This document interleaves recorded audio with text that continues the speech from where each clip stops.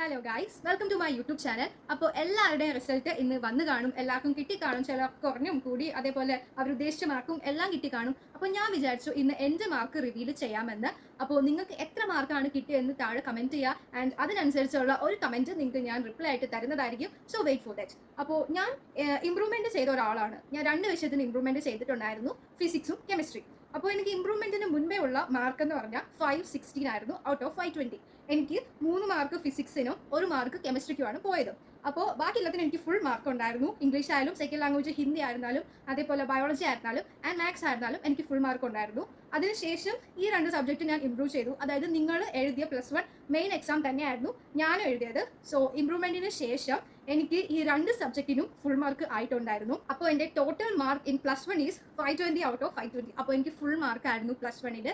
അപ്പോൾ ആ ഒരു മാർക്കിലോട്ട് എത്താനായിട്ട് എന്നെക്കൊണ്ട് പറ്റാവുന്ന അത്രയും ഞാൻ നിങ്ങളെ ഹെൽപ്പ് ചെയ്യാനായിട്ട് റെഡിയാണ്. എന്ത് ഡൗട്ട് ഉണ്ടെങ്കിലും നിങ്ങൾ കമൻറ്റ് ബോക്സിൽ ചോദിക്കുക. അതിനനുസരിച്ചുള്ള വീഡിയോ ആയിട്ടോ അല്ലെങ്കിൽ കമൻറ്റ് അല്ലെങ്കിൽ റിപ്ലൈ തന്നെ ആയിട്ടോ ഞാൻ ഉറപ്പായിട്ട് നിങ്ങൾക്ക് തരുന്നതാണ്.